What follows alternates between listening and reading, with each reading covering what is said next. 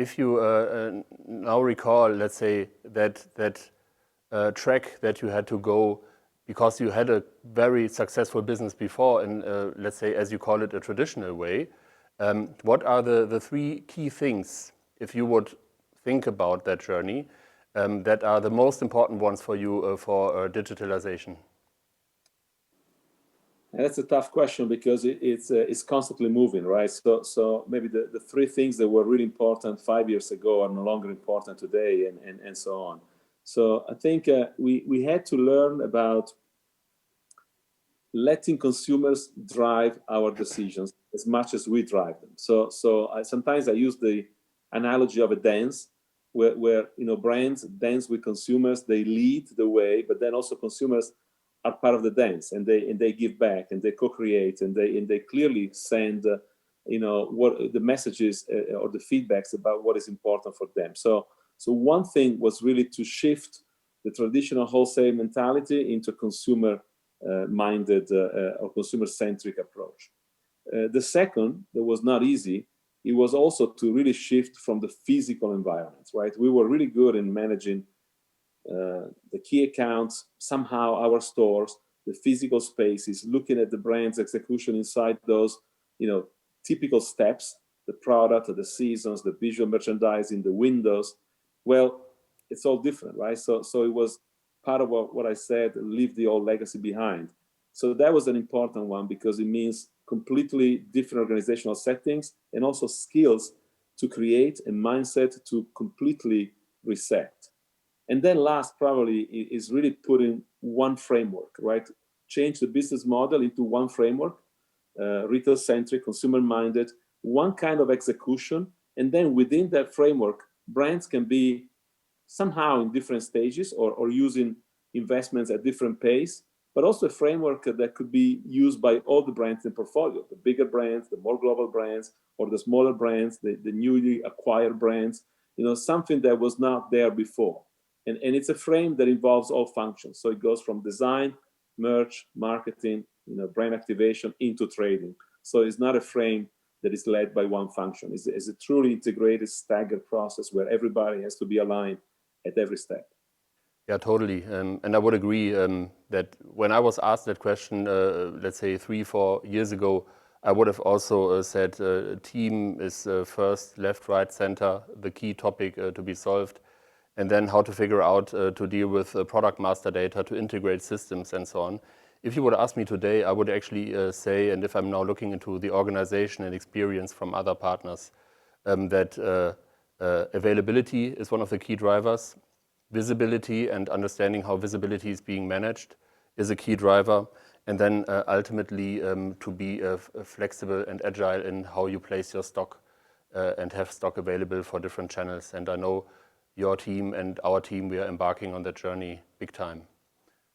So if I now reflect on this and what you said and what we now try to summarize, how would you say does this digital amplification and acceleration journey work for companies who are maybe not as large as VF Group, who are maybe a bit smaller, who are maybe a bit younger? You've referred to your age.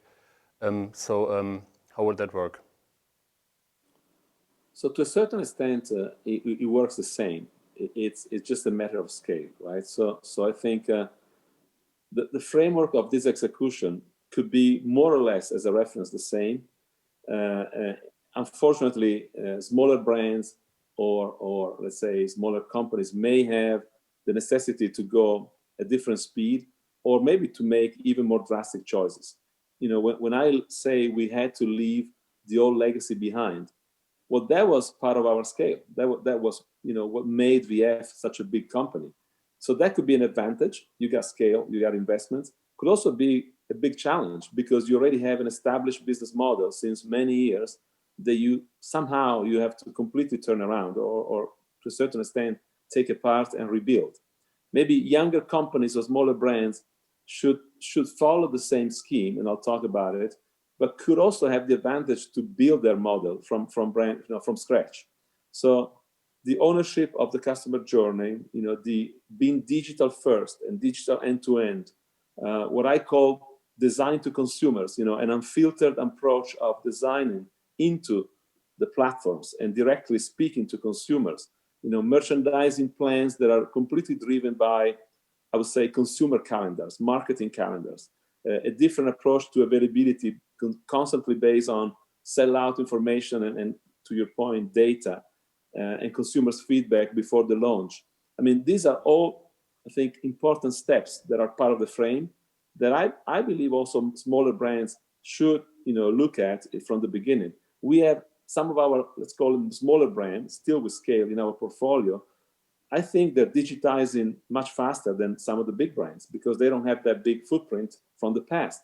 So we have definitely brands like Ispac that are much more ahead in terms of their digital journey than the bigger brands like Vans or North Face in terms of percentage of revenue on total sales, because they shifted, they pivoted much faster, right? And they don't have a fleet of stores. They don't have, other kind of like very heavy traditional wholesale relationships. They just went faster into digital, but using the same framework that we were talking about. Sounds exciting, I must say. Before we switch to a new topic, let me just ask you one thing, because I know that VF is a huge company, it's a global company. You are responsible for a major part of that company, but you are not only responsible, let's say, if I look at the global business. For you personally, embarking on that journey, and we have been with you a lot, but we also only know that European part. What was your personal biggest obstacle on that path? It was a little bit, becoming the reference from being the outsider. So when we started the journey, right, we began to learn and we started to talk about this, and we were the first one to a certain extent, to really strategically embrace this change. And then slowly we became actually the reference for the company, right?